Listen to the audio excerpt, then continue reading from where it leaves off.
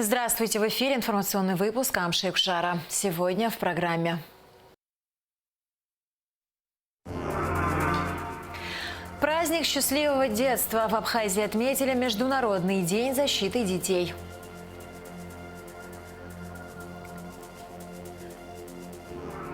Безопасность прежде всего. В спасательном ведомстве страны рассказали о готовности к курортному сезону. Вкусное соревнование. В Абхазии прошел 7-й республиканский конкурс кондитерского мастерства «Праздник сладости». «Три сестры, три судьбы». Музыкальным вечером завершилась выставка «Россия, Япония, Абхазия. Жизнь и творчество сестер Бубновых». 1 июня в Абхазии, как и во многих странах мира, отмечается День защиты детей. Главная цель праздника – заострить внимание общественности и простых людей на реальных детских проблемах. По случаю Международного дня защиты детей к гражданам Абхазии обратился президент Аслан Бжаня. Для каждого из нас в жизни нет большей награды, чем теплые улыбки детей, их счастливые лица, наполняющие радостью наши сердца. Мы, взрослые, должны сделать все, чтобы у наших детей детство было счастливым и здоровым. Оберегать их, дать им знания, научить их ценить добро, правду и красоту, отмечается, в частности, в обращении главы государства. Аслан Бжаня пожелал всем детям Абхазии здоровья, счастья, мирного неба над головой, чтобы всегда рядом были заботящиеся о них мамы и папы. Супруга президента Абхазии Аилита Ахиба в Международный день защиты детей посетила с подарками детский сад «Амра» в Ткварчале. Первая леди привезла 3 укомплектованных компьютера, 3 телевизора, ковры, покрывала, спортивный инвентарь, стиральную машину, игрушки. Аилита Ахиба ознакомилась с условиями в детском саду, побеседовала с воспитателями. Она поблагодарила работников детсада за труд в деле воспитания подрастающего поколения. Глава администрации Ткварчалского района Исидор Доча и заведующая детсадом Ванда Ахуба выразили Аилите Ахиба признательность за внимание к Ткварчалу. Во время общения первая леди отметила, что все дети должны расти в теплоте и заботе, но ткварчалцы заслуживают особого внимания. Аилита Ахиба пожелала малышам и коллективу детского сада успехов, сфотографировалась с детишками на память. Все должны жить хорошо, а дети – это особенность. И в такой день просто очень приятно, что можно что-то хоть сделать, ну, опять же, по мере возможностей. И поэтому реально приятно. Вот такие красивые дети, такие глаза необыкновенные. Им нельзя врать, им надо только помогать. Спасибо вам за такую теплоту, за отношение к детям, за вашу, вот вижу, что вы с душой к детям относитесь, и вы на своем месте. Ученики различных столичных школ приняли участие в конкурсе «Рисунки на асфальте», который был организован Управлением образования города Сухум. У каждого ребенка была возможность запечатлеть свой рисунок на набережной столицы. Дети творчески подошли к заданию, и буквально через несколько минут на асфальте появилась радуга красок. Рисунки получились очень интересными. Ребята рисовали голубое небо, солнце, радугу, цветы. В завершении всем участникам подарили сладости. Поставлена была такая цель на свободную тему, нарисовать то, что они думают, то, что они хотят, непринужденно, не конкретную тематику, а свободную тему. И плюс ко всему этому дети принесли свои рисунки, свои плакаты, то, что они подготовили в школах, и поэтому каждая школа выставила по 5 человек, и мы здесь провели. Насколько это возможно было, мы, конечно, тоже какими-то подарками их там отблагодарили. Всех поздравляю с праздником День защиты детей, чтобы всегда был мир на земле. Сегодня я нарисовала детей и радугу, и дети веселятся. А почему именно этот рисунок? Потому что всегда на земле был мир. Я нарисовала море, пальмы, потому что 1 июня, сегодня первый день лета, и день защиты детей. И, конечно, все хотят, чтобы уже поскорее школа закончилась. Я нарисовала, потому что море, купаться уже пора. А на площади имени Сергея Багапши состоялась выставка работ детских художественных студий «Сальвадор», «Мухус», «Промо-арт», детская школа искусств номер 1 имени Ковача. На выставке было представлено около 60 работ, все они написаны на разные темы. Организатор мероприятия – Управление по делам молодежи и спорта администрации города Сухум. Я хожу в студию Екатерины Зарниковой. Рисую я уже на протяжении, наверное, вообще вот я люблю рисовать. Уже на протяжении 5 лет я, наверное, рисую. Я люблю рисовать больше всего животных, пейзажи, вот что-то в этом роде. В свободное время я рисую карандашом такие картины, как вазы, ну то есть такие легкие картины. Мне нравится жанр да Винчи, он рисует очень красивые картины, как по моему мнению, и это весьма меня вдохновляет тоже. В первую очередь хочу отметить, что Управление по делам молодежи и спорта ежегодно проводит данное мероприятие. Мы считаем его очень важным, чтобы дети могли сегодня почувствовать себя комфортно, весело. И мы постарались воссоздать такую обстановку, чтобы они и повеселились, и получили приятные эмоции от сегодняшнего дня. Сухумский офис детского фонда ООН организовал 1 июня социальную кампанию, чтобы подчеркнуть важность поддержки детей и создания условий для реализации потенциала каждого ребенка. Мероприятие включило в себя серию видеороликов с участием известных в Абхазии людей, которые осветили важнейшие аспекты благополучия и развития ребенка. Герои роликов, а их было 10 человек, принимали участие в забеге за лучший старт в жизни каждого ребенка, который был организован Детским фондом ООН совместно с Управлением по делам молодежи и спорта администрации города Сухум при финансовой поддержке шведского агентства по международному развитию. Забег прошел на набережной Махаджиров. Дистанция составила 2 километра. Как вы знаете, 1 июня во всем мире празднуется Международный день защиты детей. И мы очень рады, что нам удалось в Абхазии также отпраздновать этот день, создав социальную кампанию по правам ребенка, в которой приняли участие 10 известных, узнаваемых в Абхазии людей из разных сфер. Они осветили очень важные вопросы, чтобы еще раз напомнить всем о важности прав ребенка на здравоохранение, образование, другие ключевые компоненты. И просто как важно, чтобы у каждого ребенка было счастливое детство. Мы специально не объявляли заранее о забеге, не приглашали, чтобы не создавать массовое мероприятие. У нас строго ограничительные меры, мы соблюдаем их. У нас 10 официальных участников забега, и остальные люди, которые просто оказались на набережной, решили поддержать это мероприятие. КБФ «Ашана» в Международный день защиты детей провел традиционную акцию «Добрый картофель». Вырученные от акции средства пойдут на лечение подопечных фонда. Каждый год к участию в мероприятии привлекаются известные в Абхазии люди и партнеры фонда, которые в этот день специально встают за кассы и продают картофель. Как прошла акция и кто в этом году принял в ней участие, расскажет Гугуца Вардания. 1 июня на набережной многолюдно, а главные виновники торжества, конечно, дети. Здесь, по улице Леона, в кафе «Бургер» проходит праздник детства «Добрый картофель». 1 июня, в День защиты детей, покупая картофель фри или картошку по-деревенски в сети ресторанов быстрого обслуживания «Бургер» в Сухуми, жители и гости столицы вносят свой вклад в лечение тяжело больных детей. Ведь все средства, вырученные в этот день, будут направлены в культурно-благотворительный фонд «Ашана». Все замечательно, подходят, заказывают, знают, что проходит акция. Очень приятно, что много людей. Надеюсь, что это очень поможет деткам. Всех с праздником детей, матерей поздравляю, чтобы дети были здоровы, счастливого детства всем. Как и всегда, в этот день в роли кассиров медийные личности, артисты, телеведущие, общественные деятели, блогеры, друзья и партнеры фонда «Ашана» и ресторана «Бургер». В этом году в благотворительном мероприятии приняли участие ведущие абхазского телевидения Наур Гумба, певицы Мактина Беби, Милена Барциц, Рамина Заде. Кроме того, к акции присоединились и новые участники, которые устроили интересную и красочную ярмарку под открытым небом со сладостями и различной хендмейд-продукцией. Среди них много школьников. Ты что-нибудь уже продал? Нету! Обманул клон! Возвращайтесь! А что продал? Резинки. А чем вы торгуете? Что это? Ручная работа, сами делаем украшения. Сколько вам лет? 11, 9. Как у вас торговля идет? Хорошо. Очень хорошо. Много уже продали? Да. Давно занимаетесь? Ну да. А вот сюда пришли, сами решили прийти помочь? Да, на благотворительность.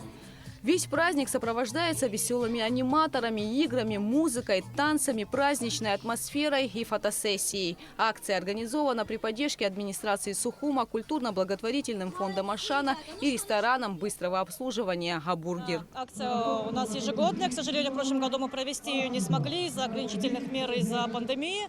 В этом году мы решили вот вдвойне сделать такое суперское мероприятие, веселое, задорное. Вообще, каждое 1 июня у нас проходит очень активно, очень весело, очень много людей приходит. Кульминацией праздника стала беспроигрышная лотерея памятных призов и подарочных сертификатов. Вот так весело и задорно в Сухуме проходит праздник детства. Все собранные деньги будут перечислены в культурно-благотворительный фонд Ашана. А мы поздравляем всех детей планеты с праздником!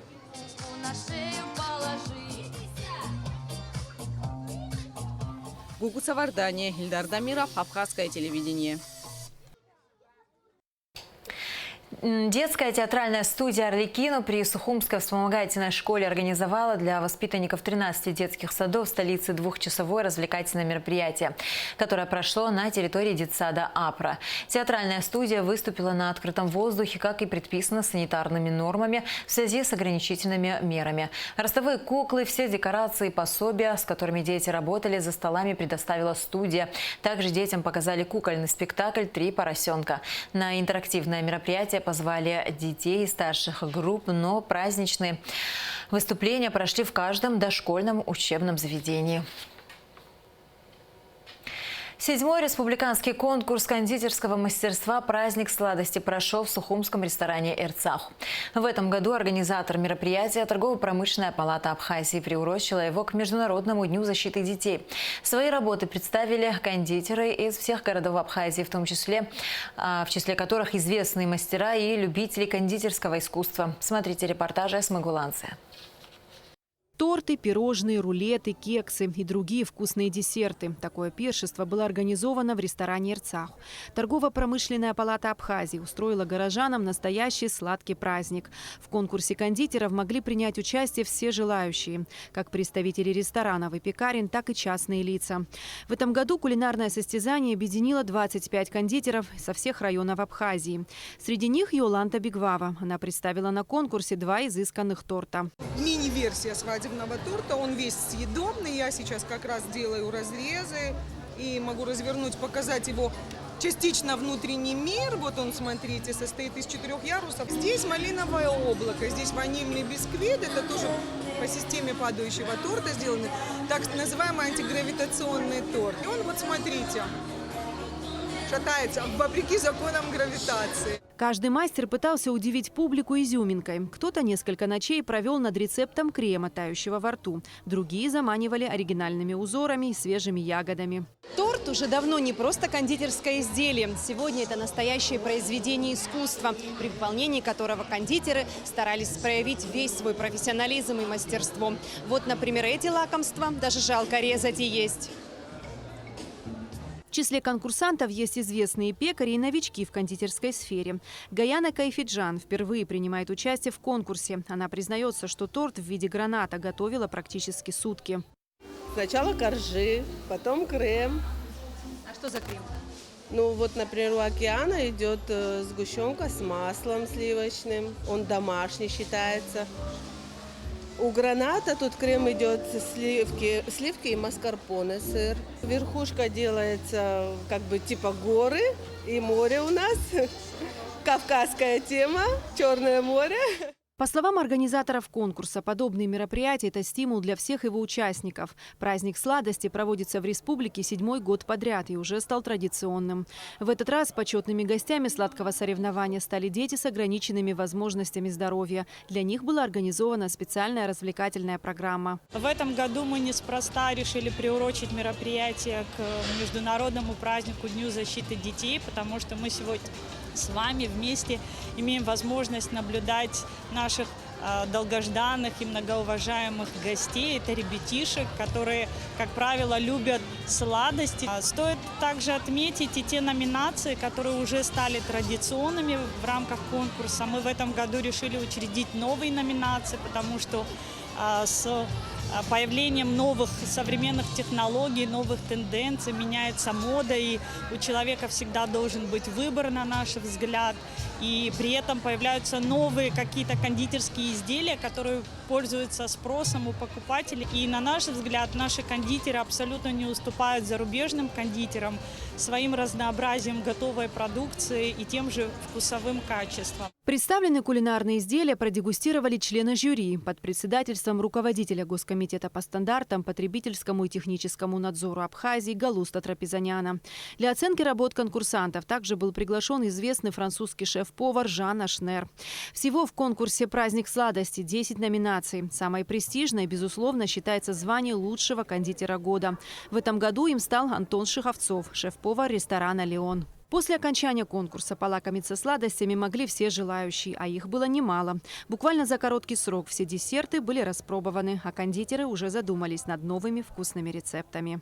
Эсма Гуланзе, Алексея Гухава, Абхазское телевидение. Мероприятия в честь Международного дня защиты детей завершились вечером праздничным концертом на набережной Махаджиров.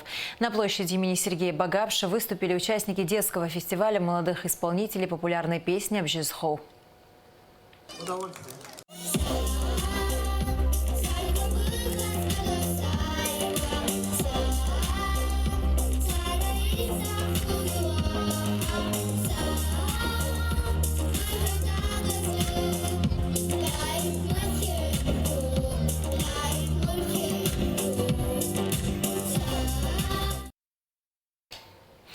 К другим новостям. Подготовке МЧС к летнему курортному сезону посвящалась пресс-конференция, состоявшаяся в спасательном ведомстве страны.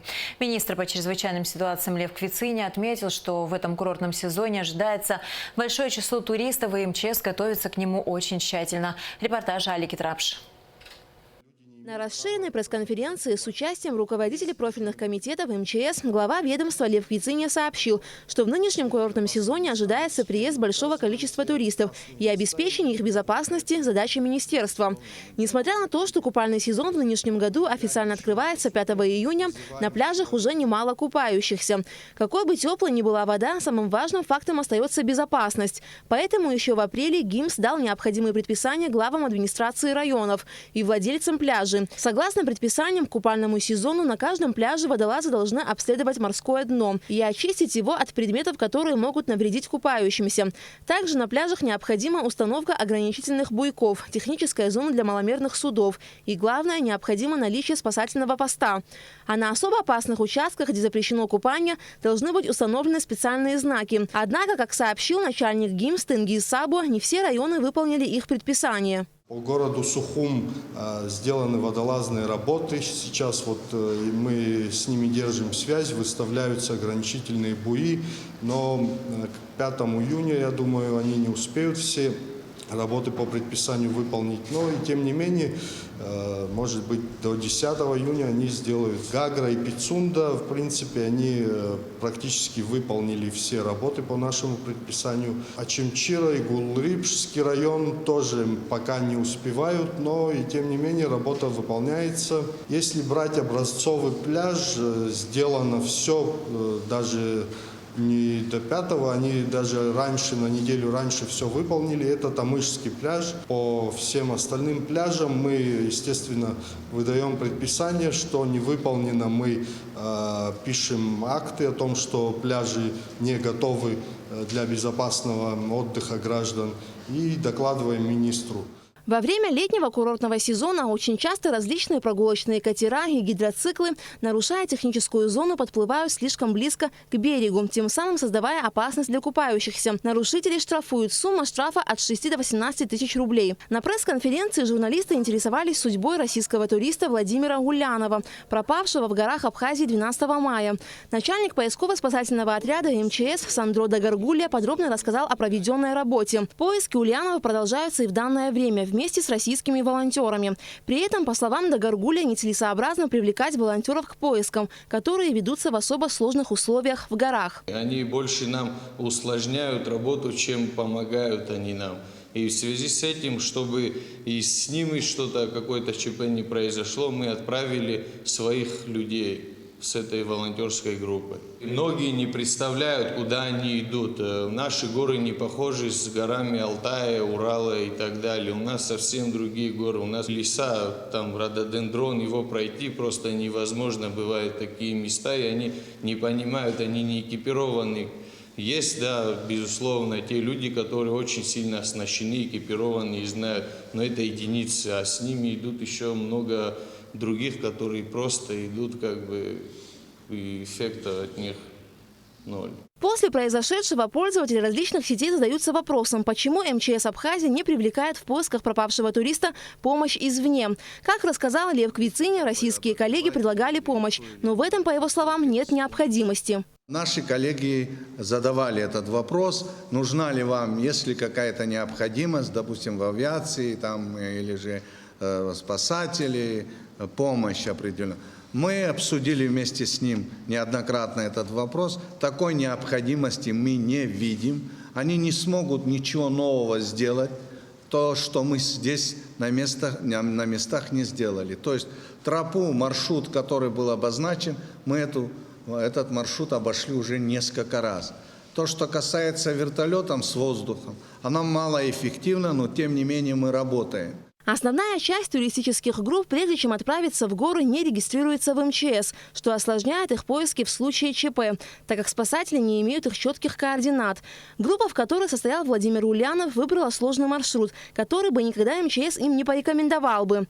Вот почему, как отметил Лев Квицыня, необходимо создавать рабочую группу вместе с Минтуризмом для установления горных туристических маршрутов, безопасных для прохождения. Совместно с Министерством по туризму некоторые вопросы надо нам отработать, особенно в части того, чтобы утвердить вот эти маршруты. Это очень важный момент. Основное, мы сейчас будем выходить с предложением, предложим, чтобы была создана комиссия для того, чтобы определить каждый маршрут, чтобы был обозначен. Когда будет создана комиссия, все соответствующие органы примут решение, что по этому маршруту можно ходить, но к этому маршруту определенные требования.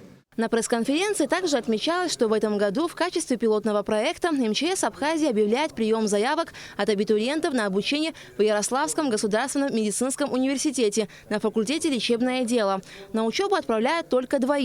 Заявки принимаются до 15 июня включительно. Все расходы за обучение и проживание студентов оплачивает МЧС с условием, что после завершения учебы они будут работать в министерстве. Алика Трапш, Тимур Гугохи, Абхазское телевидение. Министр юстиции Абхазии Анри Барцец сделал вакцину от коронавирусной инфекции в Сухумской поликлинике. В начале процедуры ему, как и всем другим вакцинирующимся, измерили давление и температуру. Анри Барцец прошел тестирование и заполнил анкету. После прививки Барцец рассказал о своем самочувствии. Чувствую себя превосходно, абсолютно никаких изменений по самочувствию на данный момент я не испытываю, все нормально. Почему вы решили вообще сделать эту прививку? Ну, откровенно говоря, вакцина зарекомендовала себя уже во всем мире. Я хочу выразить огромную благодарность руководству Российской Федерации за то, что мы имеем такую вот возможность защитить себя от этой страшной болезни. Помимо этого, многие мои родные и близкие уже сделали эту вакцину. Конкретно несколько месяцев назад мои родители в Москве, и мать, и отец привились, прошли оба этапа вакцинирования, чувствовали себя замечательно. И сейчас, уже после прошествия времени, чувствуют себя хорошо. Для нас это определенная защита и медицинская безопасность. Но я думаю, что я не имею права к чему-то призывать. Я говорю о личном примере. Вот я принял решение сделать эту прививку, а дальше это уже вопрос на усмотрение индивидуально каждого человека. Музыкальным вечером завершилась выставка «Россия, Япония, Абхазия. Жизнь и творчество сестер Бубновых», открытая в Центральном выставочном зале столицы. Концерт был посвящен одной из сестер, скрипачке Анне Бубновой. В мероприятии приняли участие ансамбль «Капричо» под управлением заслуженного артиста Республики Абхазия Михаила Алхазова, а также лауреат